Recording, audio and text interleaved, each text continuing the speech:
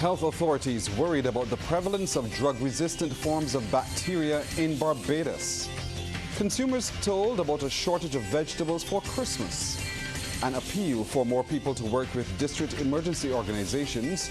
And in sports, the Battle of the Cats inaugural title to be decided on tomorrow's final night of the season. Broadcasting from our studios in the Pine St. Michael, this is CBC NewsNight, starting now.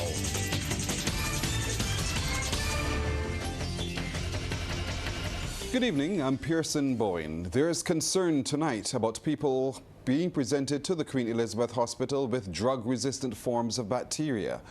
The revelation from Director of Clinical and Diagnostic Services, Dr. the Most Honorable Corey Ford. He was a guest on Morning Barbados as the hospital observes World Antimicrobial Resistance Week. Sharika Griffith reports.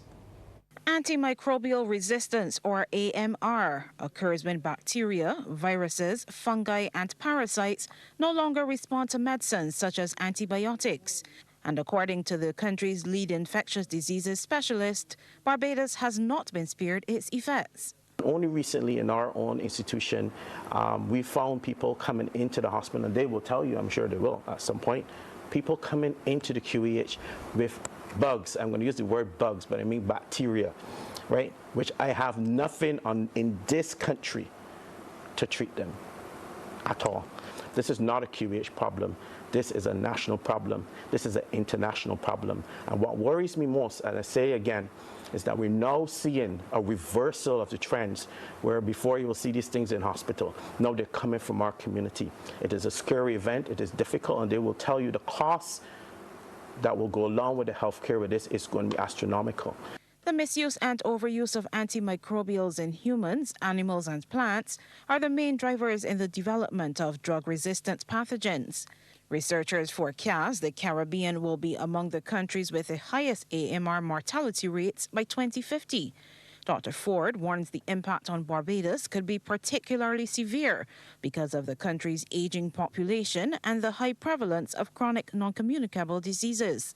Those people who are more vulnerable, who are those people? Those are the people with the diabetes, the hypertension, the complications of that with kidney disease. Just like we saw with COVID. Exactly.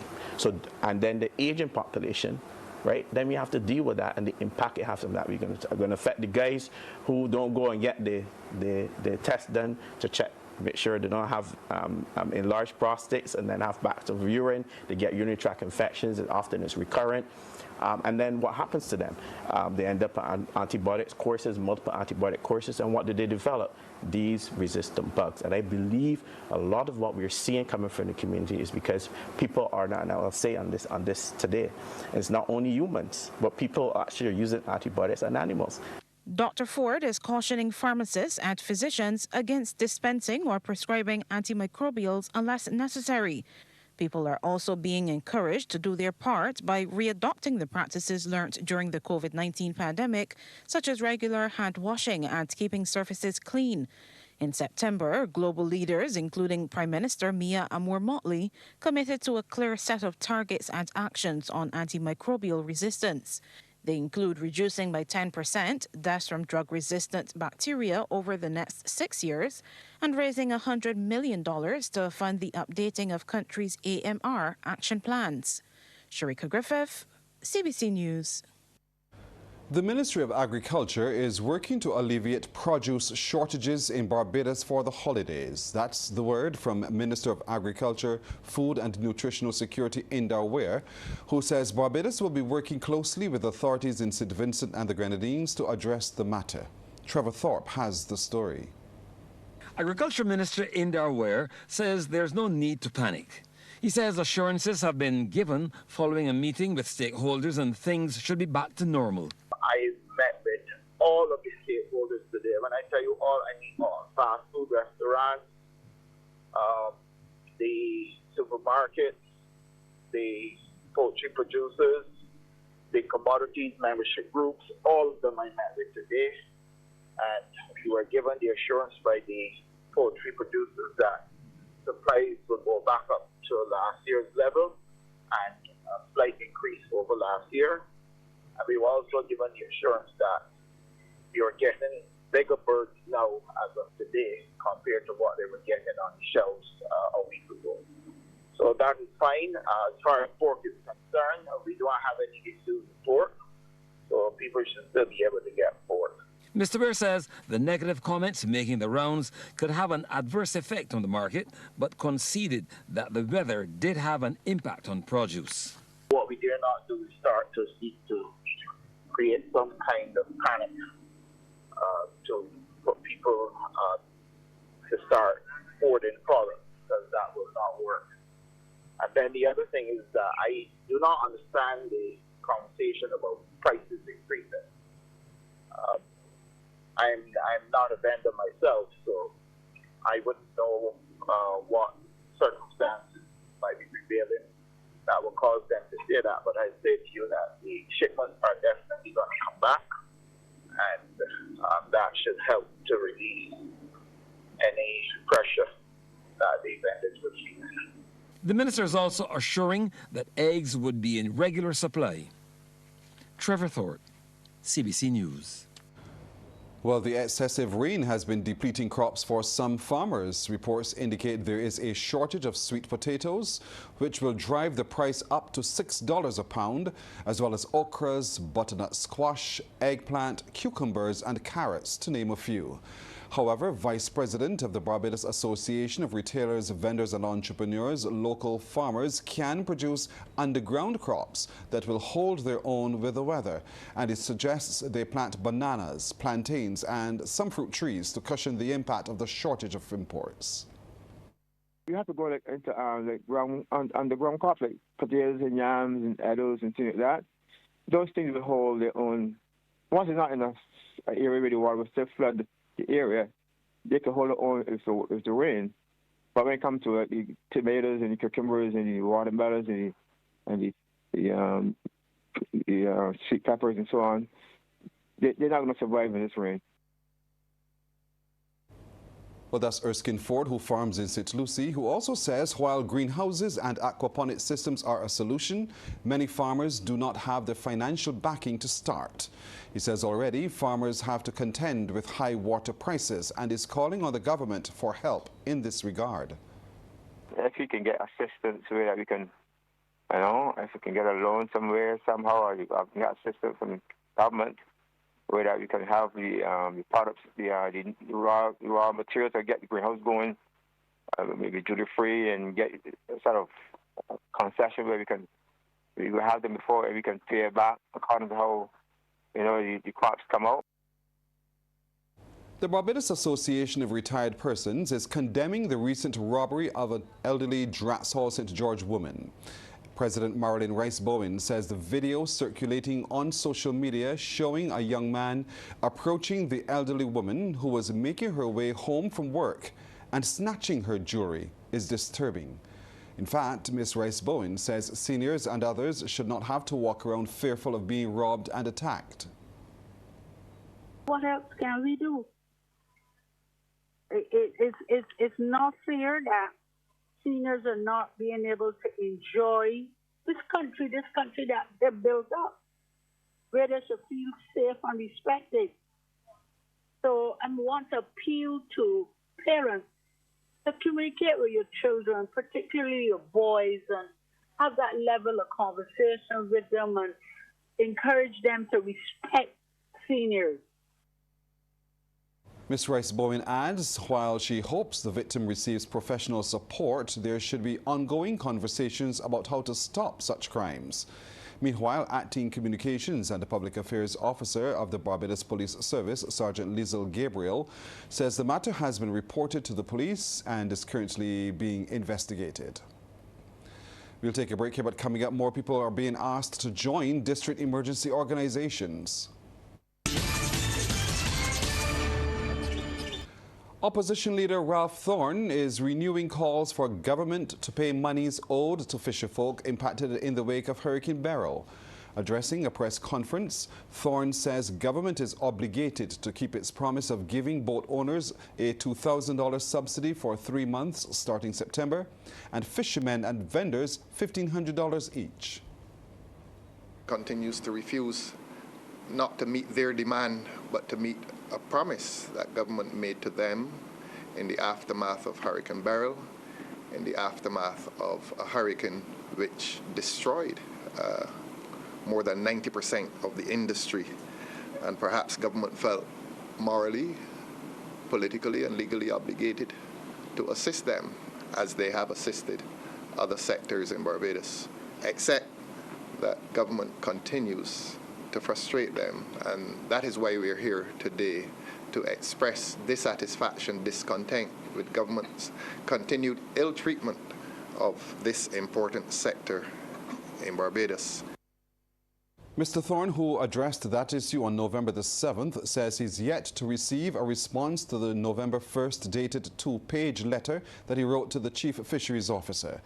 Meanwhile, he says his office is being bombarded with calls and complaints from fisherfolk who are yet to receive the first month of the 3 months subsidy. When contacted for response, Minister in the Ministry of Environment and National Beautification, Adrian Ford, pointed us to comments made on the issue last week. He said the ministry has disbursed $1,553,923.60 in business interruption benefits. Mr. Ford says the ministry is committed to working with all fisherfolk to ensure the speedy recovery of the fishing industry. More Barbadians are being called on to volunteer with the district emergency organization in their constituency. That appeal from consultant with the Department of Emergency Management, Selwyn Brooks. He says currently there are just under 1,000 volunteers listed across the island, but he would like to see that number increase by at least 500.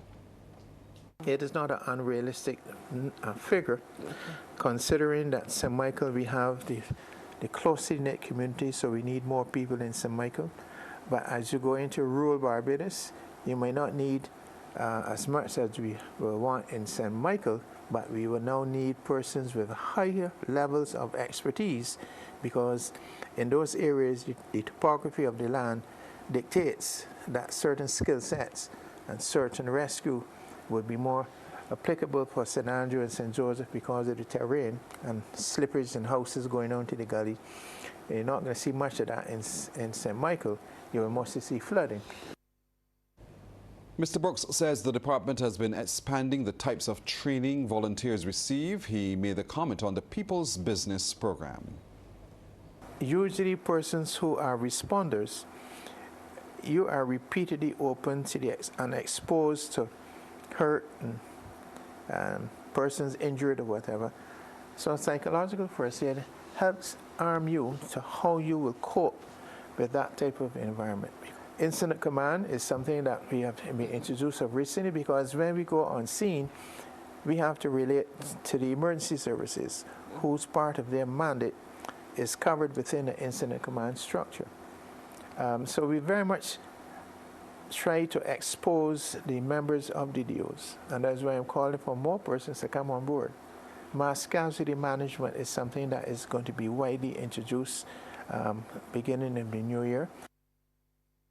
A suggestion tonight that losing your sight does not mean an end to life's opportunities.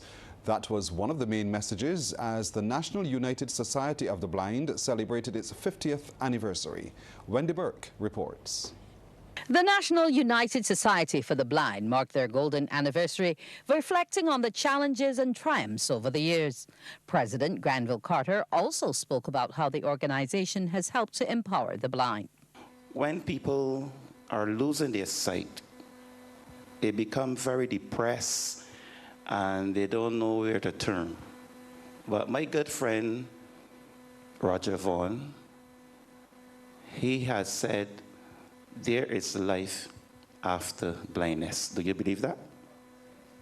Yes, there is life after blindness. So don't feel that because you have lost your sight, that's the end of the world for you. You can continue as long as you want to live on and to achieve. You can do so. Member Roger Vaughan reflected on the high points over the years, noting assistance to members' development has been a priority. We were able to assist members in different social welfare needs, and those are the things that we would have been able to do. The assistance of members the setting up of trying to set up educational funds in terms of a 50% sponsorship if a person needed to study or do a small course.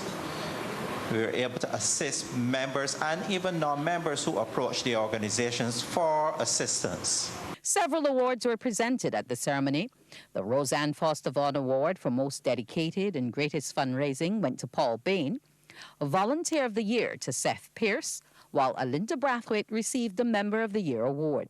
The Most Honorable Carrie Ann Eiffel was given the Rudyard Welch Legacy Award. You know there's a song that has the line "back together again," but I'm seeing that already because I'm joined tonight by Anne-Marie Burke. Anne-Marie, good evening. Good evening, Pearson. It's nice to have you back. And the you. Other half of me, you know how it goes. Correct. We begin tonight with basketball news. Cougars have forced a decisive Game 3 against Jaguars for the Battle of the Cats out-of-season basketball competition inaugural title. Playing in Game 2 last night at the BCC Gym, Cougars defeated Jaguars 91-82 to level the series at 1-all. Meanwhile, Pumas pulled off a narrow win over Lions to secure a third place with a 2-0 series sweep. CBC's Damian Best reports. Crucial Game 2 of the third-place series. Pumas in the blue taking on Lions. Rashid Maynard to Jonathan Fitt, up and in. 10 points on the night. Pumas trying to pay attention to this man, Maynard. Good luck with that assignment, slices them up. And that's 2 of his team-high 25 points. Spice with 14 rebounds and 9 assists. Pumas actually trailed at halftime 44-49 after a slow start. Well, within striking distance, Delaney Hurley from downtown Sweet contributed 20 points and made 5 of 11 from three-point range. The Lions, though, with the numerical advantage, closing out the first half with confidence. Mark-Ali Downey with the one-handed flush, part of his 17 points. Let's go to the second half. No change of ends. Pumas outscoring Lions in the third period. The miss from Saeed Norval, but the Lions give it right back. And Jared Allen says, "Thank you so much. Too easy." Norval made amends a few plays later. Turns, elevates, and dominates with the deep 2. Nothing but net. Lions managing to put up the numbers, but their advantage was just 2 points now. Maynard draws the defenders, and Downey finishes. Score 67-64. In the fourth we go. The skipper gets service on the right side and makes the connection. Sugar. That's 3. Dario Lovell, identical spot. Ice goal. Pumas rolling. He had 12 points.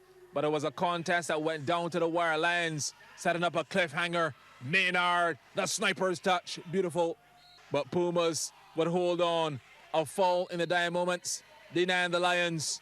And Stefan Otley sinks 1 of 2 free throws. And the time would eventually expire as Pumas win 90-87 over the Lions to take the series 2-0. Game 2 of the final series now. Jaguars leading 1-0 against Cougars. Jags offense following the script from Game 1 with movement. Jamali Holder to the easy way. 10 points in the till. Cougars desperate for a victory to keep their series alive. Steal by Kassarian Adams behind the back and the right-hand finish at the cup. Game high 27 points. 3 players in double figures for the Cougars, including Zachary Cave, handles the business. Cougars with their foot on the gas, and in the first half up 52-29. Adriel Brathwaite with a couple, part and parcel of his 19 points. Second half we go. Jaguars with a mountain to climb as we change ends. Jeremy Gill helping to restore some normalcy. Stops and floats in 2 to start the run. Finish with 22 points. But this guy was the team's high scorer. Joel Hunt, the skipper, attacks the rim and is rewarded. Big game, 24 points, 12 boards. Jaguars needing more stops on the defensive end, but the Cougars were relentless. Ronico Brewster, lights out, loving it. In fact, it was a complete team effort, with Cougars graduating from being up 69-55 to close out the game comfortably in the end, 91-82, leveling the series against the Jaguars at 1 apiece. Damian Best, CBC Sports. Well, thanks, Damien. Game 3 is set for 7 p.m. at the BCC gym. Well, Harrison College A team kept their unbeaten streak alive when they defeated Combermere at Waterford in the Corporators General Insurance Under-19 Schools basketball competition. CBC's Melissa Farley reports. We pick up from the second half, where the visiting HC boys were already in control with the score 36-16. Combermere's Torres Worrell was in a bit of difficulty here, getting away from Walton Yarbrough and Tristan Catlin. Yarbrough adding a few more points to HC's tally. But with the assistance of Nathan Griffith, Worrell also posted on Combermere's total. However, poor passing from Combermere had been a heavy cost for them, and good catches from HC showed results like this. It was evident in this third quarter that HC was the more focused team, scoring 24 points in this period. There goes Kobe Haynes all alone for this one. Good assistance, good teamwork, good footwork, and Haynes had 10 points in the game, HC leading 60-28. Into the final quarter we go, and the Combermerians had improved their stats from Caleb Latchman to Griffith. Worrell eased through, posting one of his game-high 17 points. The HC boys were now the strugglers in this quarter, and Yarbrough found himself this time between Latchman and Nathaniel Selman. Latchman held on to make sure the home side had a few more points, but HC still had some fight in them. Yarbrough, who had 11 points, assisted Jelani Marshall, who also posted 11 to his name, and with that, HC's total increased.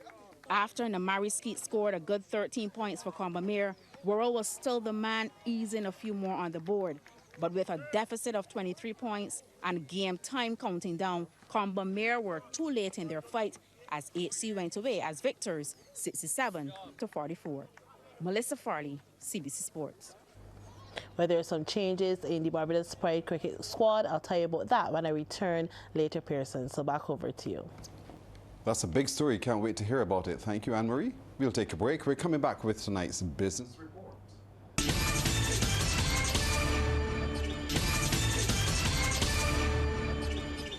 In business, there's concern that fear of conducting timely company evaluations is hampering the progress of many organizations in Barbados. It's the view of University of the West Indies K-Phil Professor of Management and Organizational Behavior, Dwayne Devonish, who notes some entities do not want to confront negative results, so they opt not to have them done entirely. Speaking during a butch launch at the UWI K-Phil campus, Professor Devonish likened this to the Trump effect during COVID-19, where Trump suggested that to stop testing for COVID would help reduce the numbers.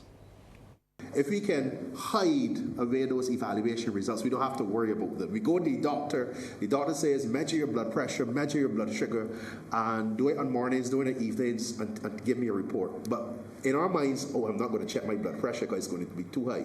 Almost saying that if we don't test it, if we don't check it, if we don't evaluate it, out of sight, out of mind. And I'm happy for this piece of scholarship, Nadini, strengthening evaluation culture, because it really is long overdue, a piece of scholarship like this. Not just for the public sector, I dare say even the private sector, that fears abound when it comes to, I call it, evaluation anxiety. The author of the book, Strengthening Evaluation Cultures in the English-Speaking Commonwealth Caribbean, is Dr. Nadini Prasad. She says it is focused on recultivating a culture of evaluative innovation in the region using a variety of tools. The book represents a timely and very important body of work to help program evaluators and program administrators to better and understand program evaluation in general. As Professor Devonish would have said, program evaluation should be of concern in every discipline. However, it is really quite underutilized in the Caribbean region, and we need to develop and cultivate a culture for program evaluation so that we can start to use program evaluation in a meaningful way. A women's empowerment program is being encouraged to expand its reach even further. The appeal from Minister in the Ministry of Economic Affairs and Investment, Senator Chad Blackman. He was addressing a dinner and awards ceremony for the Women of Excellence King's Daughter program. The initiative empowers women through teaching, training, and by the power of the spoken word. Senator Blackman wants to see it replicated across other religious denominations.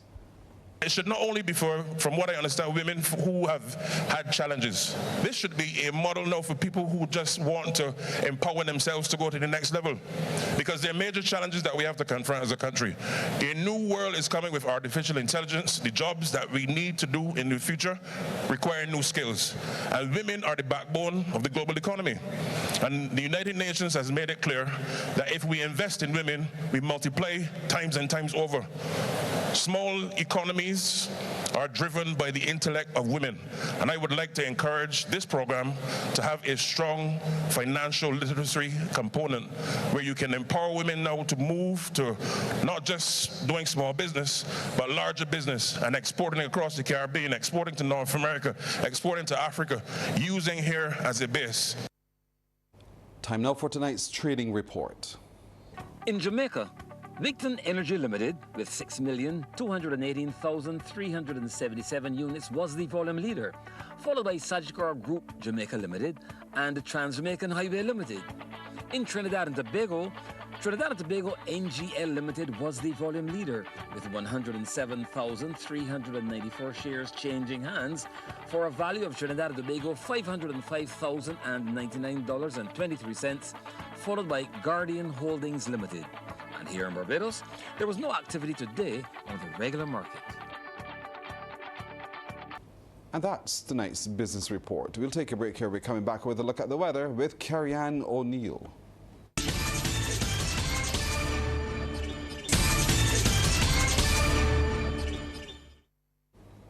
Oh, what an interesting weekend. Lots of rain and a whole lot more. Well, we're joined tonight by Carrie-Ann O'Neill, who can explain what to expect tomorrow and beyond. Carrie-Ann, good evening. Good evening to you, Pearson, and good evening, everyone.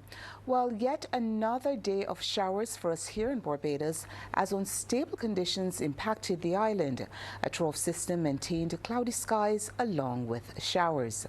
Meanwhile, a shear line maintained showers and thunderstorms across the leewards and northern windwards. We also have those light to moderate winds across the region, peaking at 50 knots here in Barbados. The maximum temperature today was 31 degrees Celsius, the minimum 24 degrees. At present, the temperature stands at 27 degrees Celsius. The relative humidity, 82%. The winds, they're coming in from the southeast. We take a look now at some atmospheric conditions across the region, where the temperatures are ranging from 25 to 29 degrees Celsius. The humidity shows moisture is building across St. Lucia as well as Trinidad, and those figures are coming up just shortly there. The winds, they are light to moderate across the region. We take a look now at our satellite feed, where a trough system maintained cloudy skies along with showers here in Barbados. We had up to 15.4 millimeters of rainfall. Meanwhile, a shear line maintained showers and thunderstorms across the leewards and northern windwards. The winds across the region, they are light to moderate, peaking at 15 knots for us here in Barbados. Those seas are moderate in open water, with swells peaking at 2 meters. Later on tonight, unstable weather conditions will remain with us here in Barbados. We are expecting clear skies along with cloudy periods, showers, and also a very slight chance of some isolated thunderstorms. Already we are seeing those clouds moving across the island. Further south, afternoon showers and isolated thunderstorms prevailed across the Guianas. And over in the Western Caribbean, well, they had mostly fair skies along with just a few passing showers. That's our first look at the weather. After the break, we'll have the forecast. Welcome back. In the forecast for tomorrow, the sun is expected to rise at 5:59 and will set at 5:29. The first high tide is expected at 6:36 in the morning, the first low at 5 minutes past midnight. Now, those seas are moderate in open water with swells peaking at 2 meters. The winds coming in from the southeast to the east-southeast, and they're peaking at 20 kilometers per hour. For us here in Barbados tonight, unstable weather conditions will continue to impact us. We are expecting clear skies along with cloudy periods, showers, and a very slight chance of some isolated thunderstorms.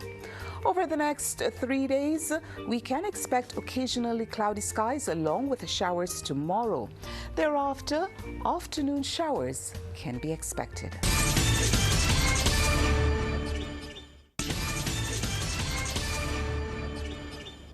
We're back with that big story that Anne-Marie teased us with. Anne-Marie? Yes, Pearson, some changes in the Barbados squad, that is. Roston Chase and Cheyenne Bradford will join the Barbados Pride squad, while Raymond Riva has been appointed captain for the remainder of the 2024 CG United Cricket West Indies Regional Super 50 tournament.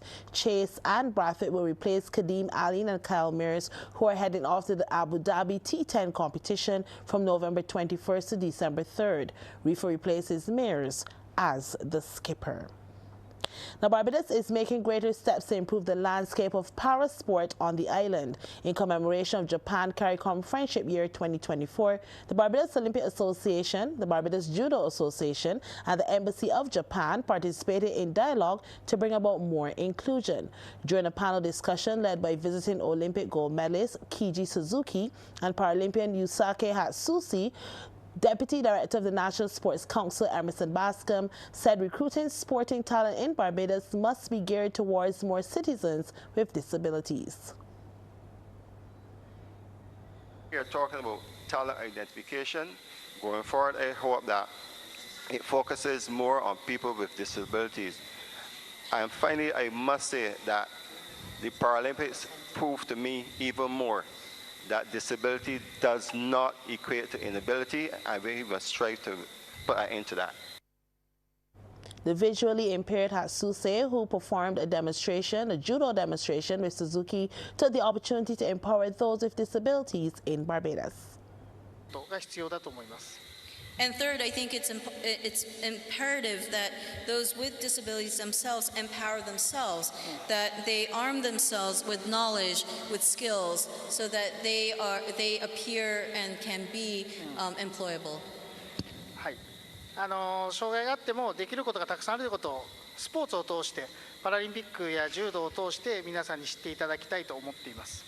So I feel that my personal mission is that to use sports, especially judo, to show that that those who have disabilities should not limit themselves, that there's many kinds of opportunities open to them. Barbadian Peter Ross Grosvenor won the Best Guest Athlete medal at the recently held Damien Mohammed Powerlifting Classic in Trinidad. Grosvenor, who competed among 70 participants in the 83 kg category, completed 8 out of 9 lifts, producing several personal best performances. During an interview with CBC Sports, Grosvenor said he was pleased with his performance, having started the sport only 9 months ago. The experience was great representing Barbados over there. They were very receptive. They say comparison kills all joy. So comparing yourself to what you see over there, you will always believe you could do better. But understanding that I only started this sport 9 months ago, I am pretty. I like my performance. My performance was good. Understanding that this is the first meet that I did as well, I have to give myself kudos. The experience overall, it showed me that it's tougher than it looks watching it. Grosvenor is also encouraging more Barbadians to get involved in powerlifting. Workshops going on, we're trying to rebuild the sport so we can have athletes go out. But the overall experience was amazing. And Pearson, that's it for sports. Right back over to you. Thank you, Anne-Marie. We'll take a break. We're back in a moment. Well, that's our time tonight. Thank you for spending it with us. I'm Pearson Bowen. For the crew, to all of you, good night. By God's will, we'll see you tomorrow.